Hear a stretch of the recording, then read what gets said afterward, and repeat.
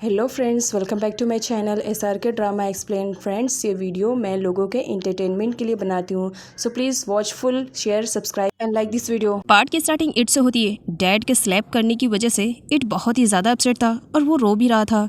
Art उसके पास आती है और उसे इंसिस्ट करती है कि वो डिनर चल के कर ले, लेकिन इट कुछ भी खाने पीने के लिए तैयार नहीं था। आर्ट उसके लिए मिल्क भी लेकर आती है, लेकिन इट कहता है मुझे भूख नहीं लगी है, जब भूख लगेगी मैं खा लूँगा, आप परेशान मत हो। साथ ही ये भी कहता है कि कोई भी उससे प्यार नहीं करता है, सब उससे नफरत करते हैं। जिस पर आंट इट को समझाते हुए कहती है नहीं, कोई तुमसे नफरत नहीं करता है, सब तुमसे प्यार करते हैं, तुम्हारी मिसअंडरस्टैंडिंग है। शायद वक्त आने पर तुम्हें समझ में आए कि तुम्हारे डैड इस तरह से क्यों रिएक्ट कर रहे हैं। जिस पर इट कहता है मैं बचपन से देख रहा हूँ, उनका बिहेवियर मेरे लिए बहुत ही ज़्यादा रूड है। साथ ही वो अपनी मॉम के भी बारे में कहता है, अगर मॉम भी मुझसे प्यार करती, मुझसे नफरत नहीं करती तो इस तरह बचपन में मुझे छोड़कर नहीं जाती, और उन्होंने आज तक मिलने की भी कोशिश नहीं की। यहाँ पर इट रोते हुए पास्ट का फ्लैशबैक याद करता है। इट जब बहुत ज़्यादा छोटा था, उसकी मॉम जब जा रही थी, इट को इसके बारे में बिल्कुल भी आइडिया नहीं था कि कुछ टाइम बाद उसकी मॉम चली जाएगी। जाने से पहले इट की मॉम ने उसे एक कैट गिफ्ट किया था। वो कैट आज तक इट ने संभाल के रखा है, जिसे देख करके उसके साथ टाइम स्पेंड करके वो हमेशा अपनी मॉम को ही मिस करता था। फाइनली यहाँ पे इट ने डिसाइड कर लिया कि वो अपनी मॉम के बारे में सब कुछ पता करके ही रहेगा। उसकी मॉम इस वक्त कहाँ है ये भी जानेगा, और सारे क्वेश्चन के आंसर भी अपनी मॉम से लेगा कि आखिर बचपन में उन्होंने उसे छोड़ क्यों दिया। नेक्स्ट सीन में एक न्यू कैरेक्टर की एंट्री होती है जिसका नाम ओजी है। ओजी फिल्म इंडस्ट्री का बड़ा फेमस सेलिब्रिटी है और उसके साथ मूवी बनाने के लिए सारी हीरोइनें मरती हैं, और यहाँ पर मौका मिला था माया को। माया बहुत ही ज़्यादा खुश थी। साथ ही माया की कंपनी भी काफ़ी एक्साइटेड थी ओजी के साथ कॉन्ट्रैक्ट करने के लिए। साथ ही वो लोग बहुत डरे हुए भी थे कि क्या ओजी उनके साथ ये कॉन्ट्रैक्ट करेगा या नहीं करेगा। ओजी की गार्ड की एंट्री होती है जो कि ओजी के लिए लगाई हुई चेयर को हटा देता है और उसकी जगह पर एक बहुत ही सुंदर सी चेयर को लगाता है। ओजी के कहने के अकॉर्डिंग सारी चीज़ें सेट हो चुकी थी। सबसे पहले एंट्री होती है ओजी की पीए की, पर्सनल असिस्टेंट। देन उसके बाद ओजी की एंट्री होती है। ओजी थाईलैंड में पैदा ज़रूर हुआ है, लेकिन वो हमेशा से कोरिया में ही पला बड़ा हुआ है। इसी वजह से उसे थाई लैंग्वेज उतनी अच्छी नहीं आती है, उसे कोरियन लैंग्वेज बहुत ही अच्छे से आती है। जब यहाँ पर माया उसे अपने बारे में इंट्रोड्यूस करवाती है, वो भी थाईलैंड में, जिस पर ओजी अपनी पीए से कहता है कि उसे थाई समझ में नहीं आती है, इनसे कहो कि वो ट्रांसलेट करे कोरिया में। मानी जो कि थाई से बिलोंग करती है, उसे थाई लैंग्वेज तो बहुत ही अच्छे तरीके से आती है। साथ ही अदर्स कंट्री की भी लैंग्वेज उसे अच्छी से आती है, जिनमें कोरिया भी इन्वॉल्व था। वो कोरियन लैंग्वेज में माया की सारी बातों को ट्रांसलेट करके ओजी को बताती है। ओजी बहुत ही ज़्यादा खुश होता है। खैर यहाँ पर ओजी को दिखाया जाता है जो कि उनके साथ फिल्म साइन करने के लिए रेडी हो जाता है। जाने से पहले वो कोरियन लैंग्वेज में माया को कहता है कि वो बहुत ही ज़्यादा ब्यूटीफुल है, इसी वजह से वो ये कॉन्ट्रैक्ट साइन कर रहा है। माया बहुत ही ज़्यादा खुश थी कि फाइनली उसकी नेक्स्ट मूवी ओजी के साथ आने वाली है, जिसके साथ हीरोइनें मरती है मूवी के लिए, और माया को ये गोल्डन अपॉर्चुनिटी मिली थी। इसी वजह से खुश होना तो बनता ही था। माया मानी से रिक्वेस्ट करती है कि क्या वो कुछ टाइम के लिए बाहर जा सकती है, जिस पर मानी मना करती है, तुम्हारा शेड्यूल बिजी है, मैं तुम्हें परमिशन नहीं दे सकती हूँ। जिस पर माया जैसे तैसा करके मानी को कन्विंस कर ही लेती है और मानी मान जाती है। डैड के घर पे ना होने का फ़ायदा इट बहुत ही अच्छी तरीके से उठा रहा था। वो डैड के इम्पॉर्टेंट फाइल से कोई चीज़ ढूंढ रहा था। काफ़ी टाइम ढूंढने के बाद उसे ड्रॉर से एक फ़ोटो मिलती है जो कि उसकी मॉम की थी। अब यहाँ पर इतने जबकि डिसाइड कर लिया था कि वो अपनी मॉम के बारे में सब कुछ पता लगा कर रहेगा, तो बस निकल पड़ता है। इट बाहर जाने वाला था, लेकिन खौन वहाँ पर आ जाती है। खौन इट से कहती है अगर तुम्हारा मूड अब ठीक हो गया है तो चलो स्टडी कर लेते हैं। जिस पर खौन कहता है मैंने कहा ना आंट, मैं तुमसे स्टडी बिल्कुल भी नहीं सीखने वाला हूँ, तो बस अब नहीं सीखूंगा, मेरे काम में बिल्कुल भी टांग मत अड़ाना। खौन उससे पूछती है तुम कहाँ जा रहे हो। इट कहता है बताना ज़रूरी नहीं समझता हूँ, और जल्दी जाने के चक्कर में उसकी मॉम की फ़ोटो गिर जाती है, जिसे खौन देख लेती है और पहचान जाती है।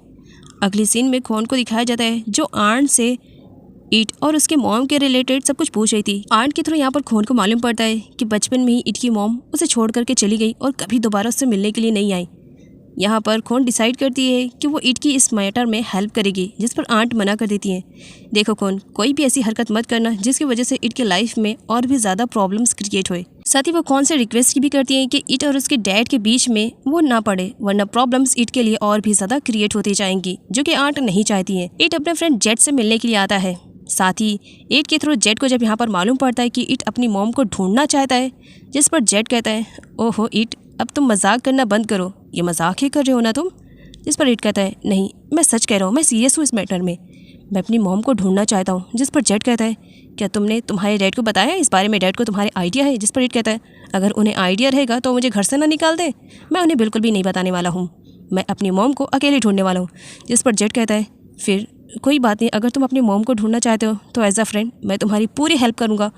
और यहाँ पर जेट उसे सजेस्ट करता है कि उसे पुलिस स्टेशन जाना चाहिए, जहाँ पर उसे शायद हो सकता है कि उसके मॉम के रिलेटेड कोई रिकॉर्ड मिल सके और मालूम हो सके कि उसकी मॉम इस वक्त कहाँ पर है।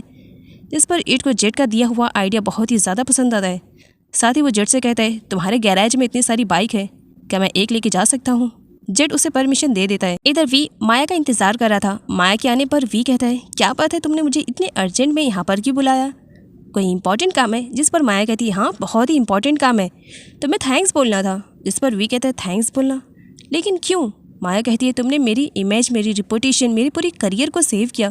अगर तुम सही टाइम पर आ करके मुझे वहाँ से नहीं ले जाते तो हो सकता था मुझे मीडिया के सामने आना पड़ता और मेरा पूरा करियर ख़राब हो जाता, इसीलिए तुम्हें थैंक्स बोलना है। साथ ही माया वी से कहती है कि वो उसके साथ बाहर लंच पे जाना चाह रही है। तभी वी के पास कॉल आता है और वो कॉल थी खॉन की। सीन ये से कट होता है और अगले सीन में खॉन, वी और माया तीनों को एक साथ दिखाया जाता है। माया ने डिसाइड किया था कि वो वी के साथ बाहर अकेले जाएगी लंच पे, लेकिन अब यहाँ खॉन भी आ चुकी थी। उसे बुरा लगा कि मेरी पूरी प्लानिंग फ्लॉप हो गई। माया का अपसेट फेस देख करके खॉन पूछती है क्या बात है माया, परेशान दिखाई दे रही हो? माया कहती है नहीं कोई बात नहीं, तुम बताओ तुमने इतनी अर्जेंट में वी को यहाँ पर क्यों बुलाया? जिस पर खॉन उसे सब कुछ बता देती है कि इट क्या चाह रहा है। साथ ही वो रीज़न भी पूछती है तुम तो काफ़ी टाइम से वी इट की फैमिली में रहते हो ना, तुम्हें तो मालूम होगा ना कि इट की मॉम उसे छोड़ करके क्यों गई थी। क्या तुम्हें इसके बारे में कोई आइडिया है? अगर है तो प्लीज़ मुझे बताओ ना। वी कॉन को सच्चाई बताते हुए पास्ट का फ्लैशबैक भी याद करता है। पास्ट के फ्लैशबैक में दिखाया जाता है मॉम के मना करने के बाद भी इट के डैड ने वी को अडॉप्ट कर लिया था, जिसकी वजह से मॉम को बहुत ही ज़्यादा गुस्सा है क्योंकि ऑलरेडी उनका एक बेटा था। वो नहीं चाहती थी कि वी उनका एडॉप्टेड सन बने। इसी वजह से वो गुस्से में अपने हस्बैंड से डिवोर्स भी ले चुकी थी और वहाँ से हमेशा के लिए इट को छोड़ करके भी जा चुकी थी। इट को जब इसके बारे में मालूम पड़ता है तभी से उसके दिल में वी के लिए नफरत पैदा हो जाती है और वो कभी भी वी को अपना बड़ा भाई नहीं मानता है। जिस पर खॉन कहती है क्या तुम्हें अडॉप्ट करने की वजह से उन दोनों में डिवोर्स हो गया? क्या सच में तुम्हारी वजह से उन दोनों के बीच में फ़ाइट हुई? जिस पर माया कहती है नहीं, मुझे नहीं लगता है, क्योंकि मैंने पहले भी सुना था कि अंकल और आंट के बीच में अक्सर फ़ाइट हुआ करती थी, तो मुझे नहीं लगता है कि रीज़न वी हो सकता है, ज़रूर कोई और बात रही होगी। जिस पर वी कहता है कि अब हम इस टॉपिक को चेंज कर सकते हैं क्योंकि मैं इस सब के बारे में और ज़्यादा बातें करके खुद को अपसेट नहीं करना चाहता हूँ। वी की बातें सुनने के बाद खॉन इट की हेल्प करना चाह रही थी, लेकिन वी उसे मना करता है तुम सिर्फ एज अ टीचर हमारे घर में आती हो, अगर तुम इससे ज़्यादा पढ़ने की कोशिश करोगी तो शायद डैड को बुरा लगे। इधर इट जेट की सारी बातें सुनने के बाद पुलिस स्टेशन की तरफ निकल पड़ता है अपनी मॉम की रिपोर्ट लिखवाने के लिए, लेकिन रास्ते में वो एक ऐसी जगह पर रुकता है जहाँ पर न्यूज़ की शूटिंग हो रही थी और यहीं पर ही चिन और इट की पहली मुलाकात होती है। दोनों ही एक दूसरे से अनजान थे। चिन को मिसअंडरस्टैंडिंग हो गई थी, उसे लगा कि इट यहाँ पर शूटिंग देखकर रुका हुआ है। चिन इट को टीज करते हुए कहता है वैसे तुम्हें बता दूं, तुम हैंडसम ज़रूर दिखते हो लेकिन इतनी भी ज़्यादा नहीं, मुझसे कम हो। तुम्हें क्या लग रहा है तुम्हें यहाँ पर हीरो का रोल मिल जाएगा? देखो ये तुम्हारी मिसअंडरस्टैंडिंग है, यहाँ ड्रामे या मूवी की शूटिंग नहीं हो रही है बल्कि यहाँ पर न्यूज़ की शूटिंग हो रही है, तो आई थिंक तुम्हारी दाल यहाँ पर गलने वाली नहीं है। एक काम करो, ये ड्रिंक पियो और यहाँ से चिल मारते हुए चले जाओ। इट और चिन की मुलाकात पहली कुछ खास नहीं थी। इट चिन को साइको और क्रेजी बोलता है। खॉन के जाने के बाद वी काफ़ी अपसेट दिखाई दे रहा था, जिसे माया बिल्कुल भी बर्दाश्त नहीं कर सकती थी। माया वी से कहती है इस तरह तुम अपसेट मत होया करो, और अगली सीन में माया वी को साइकिलिंग के लिए लेकर जाती है, जहाँ पर सच में वी को काफ़ी अच्छा लगता है। दोनों एक साथ काफ़ी अच्छे टाइम स्पेंड करते हैं और वी यहाँ पर स्माइल करता है। माया उसके स्माइल को देख कर उसे कहती है इस तरह से तुम हमेशा स्माइल करते रहा करो, तुम्हारे ऊपर स्माइल बहुत ही ज़्यादा अच्छी लगती है। दोनों मिल करके बहुत सारी फ़ोटोज़ को भी क्लिक करते हैं। उन्हें आइडिया नहीं कि वो खुद की तो फ़ोटो क्लिक कर रहे हैं, लेकिन सामने वाले बंदे उन दोनों की फ़ोटो को क्लिक कर रहे हैं, जो आगे बहुत बड़ा सीन क्रिएट होने वाला है। नेक्स्ट सीन में खॉन को दिखाया जाता है जो कि इट के डैड के पास आई हुई थी। वो इट के डैड से इट के रिलेटेड बात करती है, साथ ये भी कहती है कि वो अपनी लिमिट्स जानती है। वो एज अ टीचर यहाँ पर आई है, लेकिन फिर भी इट के रिलेटेड वो कुछ उन्हें समझाना और बताना चाह रही है। खॉन की बातें सुनने के बाद इट के डैड को बुरा लगता है कि कौन उनके फैमिली मैटर में इंटरफेयर कर रही है, जिसकी वजह से डैड कहते हैं अगर तुम्हें यहाँ पर मेरे बेटे इट को स्टडी करवानी है देन तुम यहाँ पर आ सकती हो, लेकिन अगर हमारी फैमिली मैटर में इंटरफेयर करना है देन तुम्हारे लिए इस घर के दरवाजे बंद हैं। मैं बिल्कुल भी ऐसे टीचर को नहीं चाहूँगा जो कि मेरे फैमिली मैटर में इंटरफेयर करे। अगर तुम्हें यहाँ पर जॉब करना है तो जॉब करो, अदरवाइज़ मैं तुम्हें यहाँ पर और ज़्यादा नहीं रख सकता हूँ। मैं तुम्हें पढ़ाने की सैलरी दे रहा हूँ, मेरे फैमिली मैटर में इंटरफेयर करने की नहीं। एक सीन में इट को दिखाया जाता है जो कि पुलिस स्टेशन के सामने खड़ा था, और एक बार फिर से कोइंसिडेंटली चिन की मुलाकात हो जाती है। चिन कहता है तो अब तुम यहाँ पर पुलिस स्टेशन में आए हो, क्या तुम पुलिस ऑफिसर बनना चाहते हो? इसके लिए तुम्हें पुलिस एकेडमी में पहले स्टडी करनी पड़ेगी। जिस पर ईट कहता है मैं इतना भी बेवकूफ़ नहीं हूँ, मुझे मालूम है। जिस पर चिन कहता है तुम इतने स्मार्ट भी नहीं दिखते हो। जिस पर ईट कहता है तुम यहाँ से जा रहे हो जो तुम्हें अच्छा सबक सिखाऊं। तब यहाँ पर चिन कहता है ओह अच्छा, तो तुम क्या मुझे हिट करने वाले हो? सामने पुलिस स्टेशन दिखाई नहीं दे रहा? अगर तुमने इस क्यूट से बच्चे पे हाथ उठाए तो सच बता रहा, तुम्हारी कंप्लेंट इसी पुलिस स्टेशन में करवाऊंगा, साइको कहीं के। ईट को बहुत ही ज़्यादा बुरा लगता है। वो अंदर जाता है, चिन उसे फॉलो करता है। जिस पर ईट कहता है अब क्या हुआ? जिस पर चिन कहता है तुम वैसे इतने भी ज़्यादा बुरे भी नहीं दिखते हो और स्मार्ट भी नहीं दिखते हो। मैं तो यहाँ पर ये ऑर्डर लेकर आया था, क्या एक काम करोगे तुम? प्लीज़ इसे तुम दे देना। वैसे तुम सच में इतने भी ज़्यादा स्मार्ट नहीं हो लेकिन इतनी बुद्धू भी नहीं हो। प्लीज़ ये मेरा ऑर्डर पहुँचा देना। इधर माया वी को अपने घर पर लेकर आई हुई थी। वो वी के साथ अकेले टाइम स्पेंड करना चाह रही थी और उसके साथ खाना खाना चाह रही थी। इसी वजह से वो वी से कहती है मैंने देखा था तुमने अच्छे से खाना नहीं खाया था, दिन कोई बात नहीं, मैं यहाँ पर अपने हाथों से तुम्हारे लिए कुछ बनाकर लेकर आती हूँ। जिस पर वी कहता है एक काम करो नूडल बना दो। तब यहाँ पर माया कहती है नूडल वो तो 2 मिनट का काम है, मैं तुम्हारे लिए कोई अच्छा सा डिश बना के लेकर आती हूँ, तुम बस वेट करना। इधर ईट चीन पर भड़का हुआ था। पुलिस ऑफिसर को थ्रू से मालूम पड़ता है कि चीन यहाँ पर अक्सर उन सभी का खाने का ऑर्डर लेकर आया करता है, तो सब लोग उसे जानते हैं वो बहुत ही ज़्यादा नोटी है। इसकी वजह से ईट को उस पर गुस्सा करने की कोई ज़रूरत नहीं।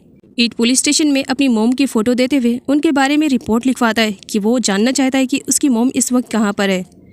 यहाँ पर पुलिस ऑफिसर को दिखाया जाता है अब जबकि ईट के डैड जर्नल है तो सारे लोगों को ईट के डैड के बारे में पूरी इन्फॉर्मेशन है। उन ऑफिसर्स में से एक ऑफिसर वी के पास कॉल करके बता देता है कि उसका भाई ईट यहाँ पर आया हुआ है जो अपनी मोम के रिलेटेड रिपोर्ट लिखवाना चाह रहा है।